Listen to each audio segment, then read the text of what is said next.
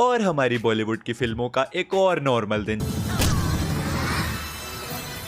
Yup, 280 kilo के 6 foot के नौजवानों को जॉन भाई ने ऐसी पेट में घुसा मार के आटे की बोरी की तरह हवा में उड़ा दिया है। But this is okay, this is normal. और ऐसी जॉन भाई इनकी पिटाई कर ही रहे होते हैं, लेकिन तभी अचानक नेशनल एंथम शुरू हो जाता है।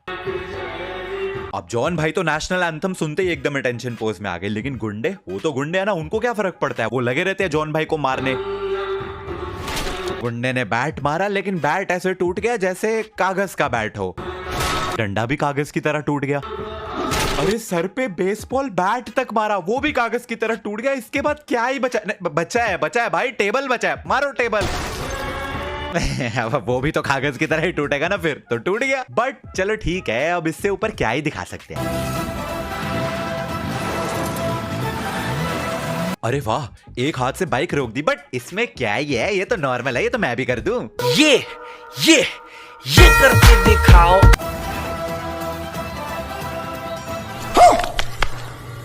अरे वाह, बाइक समेत ही बंदा समेत सब कुछ उठा लिया, और उठाया तो उठाया, उसके बाद उसको राउंड राउंड घुमा भी रहा है। यार देखो, बहुत अच्छा लग रहा है, मजा आ रहा है। और पीछे ये भाड़े के 10-10 रुपए वाले एक्टर्स को देखो, इनको अलग ही जीवन का आनंद मिल रहा है। ओए 10 रुपए में बहुत ज्यादा एक्टिंग करा ली, 10 रुपए ताली मारने के अलग से लेंगे। और एक बारी को मैं ये मान भी लूं कि सच में ऐसा कर्तव्य किया जा सकता है, इंसान समेत बाइक को उठाया जा भी सकता है, तो भी तुम देखो बाइक को पकड़ा कहां से हुआ है, फुट रेस्ट और ब्रेक से।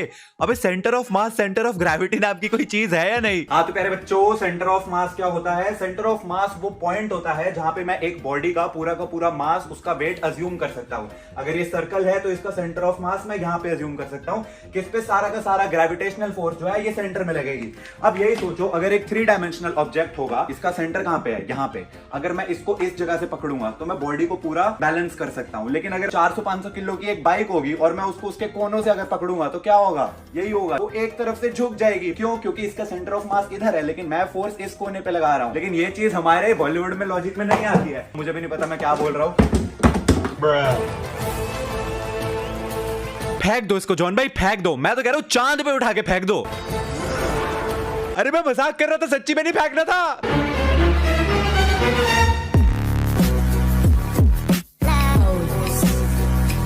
तो यूजुअली जब भी हम बॉलीवुड के कमाल के लॉजिक वाले सीन्स की बात करते हैं ना, तो हम बात करते हैं काफी पुराने जमाने वाली मूवीज की। Something like this.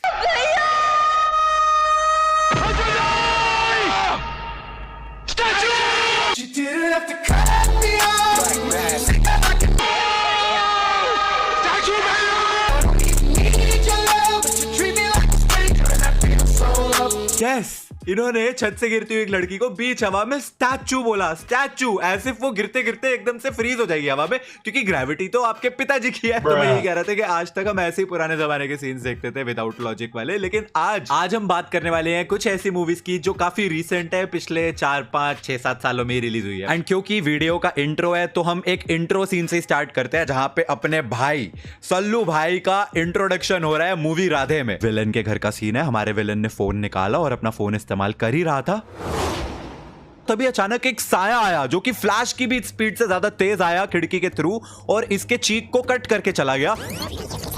इसने फ्लैशबैक में सोचा, अरे भाई हुआ क्या? एंड तभी पता चलता है कि अपने भाई, अपने सल्लू भाई फ्लैश से भी ज्यादा तेज उड़ते हुए आए। इतनी तेज आए कि इसको दिखे ही नहीं, लेजिट दिखे ही नहीं, इतनी तेज थे अपने सल्लू भाई। और इतनी तेज एंट्री लेने के बाद ये उड़ता हुआ कांच उन्होंने अपने मुंह में लिया, विलन की तरफ फेंका, जिससे उसका चीक भी कट गया, सब कुछ हो गया, और उस विलन को कुछ पता ही नहीं चला, क्योंकि अपने सल्लू भाई he is the fastest man alive bro. He is faster than flash. Flash who? कौन है बे? एंड यू नो व्हाट, उससे भी फनी चीज क्या थी कि ये विलन हमारे सल्लू भाई की शक्ल देखते ही लुढ़क गया। अबे कैसा विलन है, शक्ल देखते ही मर गया। आई नो इंट्रो सीन्स में ओवर द टॉप कूच भी दिखाते हैं, लेकिन ये कुछ ज्यादा ही हो गया। ये जो अगला सीन है ना, ये देखने के बाद you are going to lose a lot of brain cells, क्योंकि फिल्म बनाने वाला भी यही सोच रहा था कि ऑडियंस तो बेवकूफी है, तो उनको क्या ही समझ आएगा, कुछ भी दिखा देंगे। तो एक रैंडम से पार्क में खड़े होकर वरुण धवन एक बॉल को किक मारता है, जो बॉल उड़ते उड़ते एक पार्किंग लॉट में जाती है, जहां पे बंदा फ्री स्टाइल करके उस बॉल को किक मारता है, जो कि उड़ते उड़ते उड़ते किसी के घर के पार होते होते लंदन ब्रिज पे जाती है, जहां पे ये बंदा उसके साथ ड्रिबल करके उसको कहीं और किक मारता है। ये सब क्या देखना पड़ रहा है? यही नहीं, अभी और सुनिए। और ये एक कंस्ट्रक्शन वर्कर जो है उसको हेडर मारता है, वहां से उड़ते हुए जाती है। ये स्पोर्ट्स एथलीट उसको किक मारती है, वहां से उड़ते हुए आती है। नन उसको किक मारती है, जहां से उड़ते उड़ते वो एयरपोर्ट पे आती है। कैप्टन जी उसको किक मारते हैं। बंद करो हाथ जोड़ के, मैं रुको जरा, सबर करो। वहां से वो पुलिस वाली उसको किक मारती है, जहां से उड़ते उड़ते उड़ते वो रैंडमली किसी बिल्डिंग के अंदर चली आती है और हमारी फिल्म के विलन के सर पे बजती है सीधा, जो कि एस्केलेटर से नीचे गिर जाता है और सीधा कोमा में पहुंच जाता है। ये एक सीन नहीं है, ये एक आर्ट है, एक आर्ट। ये बनाने वालों ने ना घुटनों से सोच के इस सीन को लिखा है, और इस सीन को समझ पाने के लिए तुम्हारा दिमाग भी घुटनों में ही होना चाहिए। बॉलीवुड वालों ने बड़े सितम करे बेचारे पे। बेचारा लॉजिक, हमेशा से इसकी ऐसी की तैसी की जाती थी, बहुत बुली हुआ बेचारा बचपन से, लेकिन ये सीन देखने के बाद तो बेचारे ने खुदकुशी कर ली। तुम्हारी याद आएगी रे लॉजिक। अच्छा ये सीन देखो, अपने सन्नी पाजी को ना कुछ गुंडों ने घेर लिया है, ठीक है, बहुत सारे गुंडे हैं डंडों के साथ। अब सन्नी पाजी ना क्या करेंगे, सोचो क्या करेंगे। बहुत इंटेंस मोमेंट है, सन्नी पाजी अकेले, इतने सारे गुंडे, ओ माय गॉड, क्या वो इन सबको कूट देंगे? नहीं।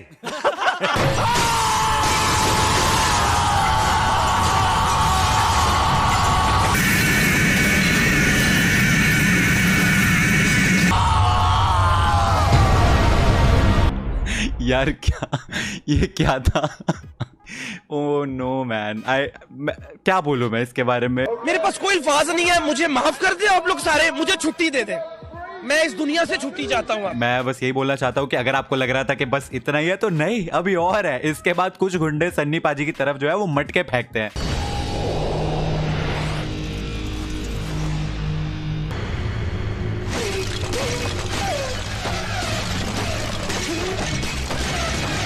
देखो प्यारे बच्चों, बचपन से हमें क्या बताया जाता है कि वक्त किसी के लिए नहीं रुकता, टाइम वेट्स फॉर नोबडी। बिल्कुल गलत बताया जाता है। टाइम आपके लिए रुक सकता है अगर आप बॉलीवुड के हीरो हैं। सन्नी पाजी ने एक एक मटके को एनालाइज करा और हवा में स्टैचू कर दिया। उसके बाद ऐसे करके उन्होंने देखा और फट फट फट करके एक एक को मार दिया। इस पूरी ड्यूरेशन में टाइम, ग्रेविटी, फिजिक्स, लॉजिक और कॉमन सेंस ये कहां थी? ये कोने में बैठ के पॉपकॉर्न खा रही थी। दिखाओ कैमरामैन, वो देखो वहां पे पॉपकॉर्न खा रही हैं। जी हाँ, तो टाइम आपके लिए रुक सकता है अगर आप बॉलीवुड के हीरो हैं। और अब हम कमाल कमाल के सीन्स की बात कर रहे हैं तो हम टाइगर भैया को कैसे भूल सकते हैं। टाइगर भैया की बागी 3 बेस्ट मूवी एवर।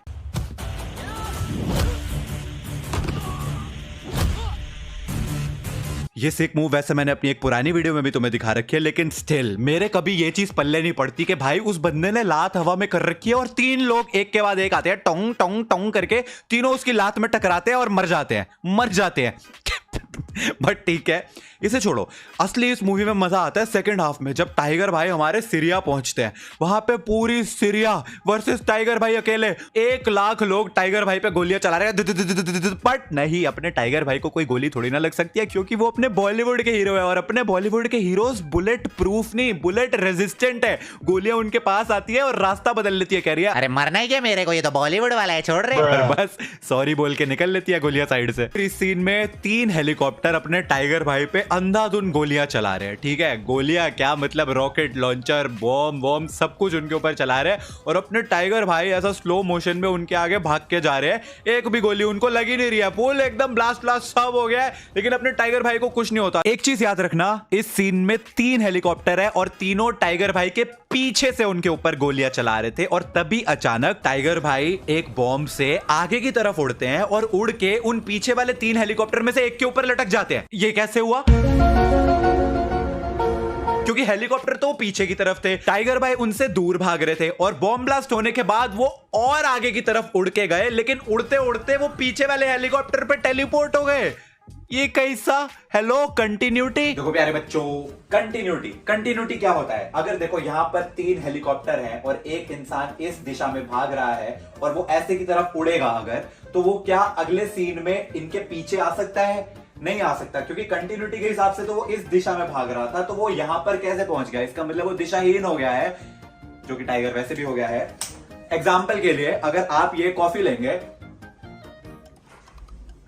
अब ये ग्लास मैंने कॉफी का जो है खाली कर दिया है, तो कंटिन्यूटी में अब ये ग्लास खाली रहेगा।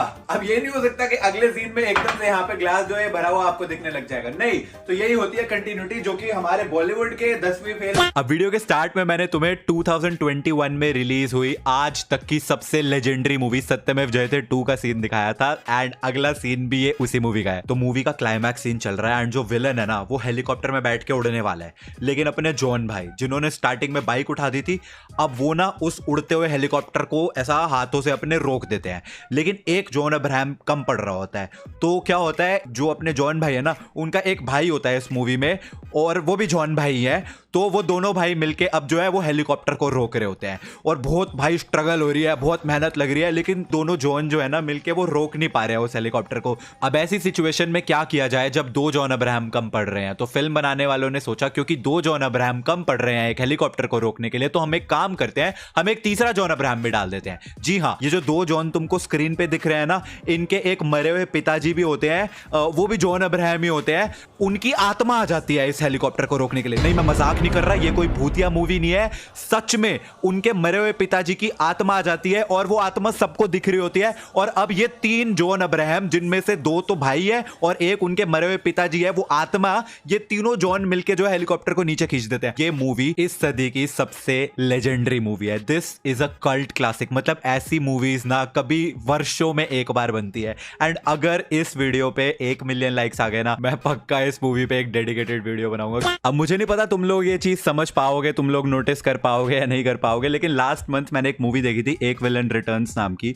उसका एक सीन जिसमें अर्जुन कपूर बाइक स्टंट कर रहा होता है, डूड इतना फेक CGI। एक बार अर्जुन कपूर का फेस ध्यान से देखो, डूड आज से 20-30 साल पहले भी इससे ज्यादा अच्छे बाइक स्टंट सीन्स कर लेते थे लोग। ये इतना फेक CGI कर रखा है इन्होंने एक ऐसी मूवी में जो 2022 में रिलीज हुई है, वो भी 100 करोड़ के बजट पे। इतना फेक CGI कैसे है? एंड पता है, मैं ये मूवी ना अपने दोस्तों के साथ देखने गया था, and contrary to the reviews हमें ये मूवी सही लग रही थी, बट फिर ये सीन आया एंड वी वर लाइक, अबे क्या हक दिया भाई, इससे अच्छा ना ही दिखाते, उसकी शक्ल पास से दूर से दिखा लेते। Anyways guys, that is it for this video. मेरे पास और भी सीन्स है तुम्हें दिखाने के लिए, लेकिन वो हम नेक्स्ट पार्ट में दिखाएंगे ना। और नेक्स्ट पार्ट कब बनाएंगे? जब तुम इस वाली वीडियो को लाइक करोगे, तो लाइक कर देना। एंड तुमने कौन सी सबसे कमाल की लॉजिक वाली मूवी देखी है रिसेंट टाइम में, कमेंट्स में मेरे को बताना, ताकि उसके भी हम सीन्स को यूज कर सकते हैं आने वाली वीडियो में। And I will see you guys in the next video. तब तक के लिए thanks for watching. Goodbye to the people who hated on me. Goodbye to the people who loved me. Goodbye to the people who trusted me. Goodbye to everybody.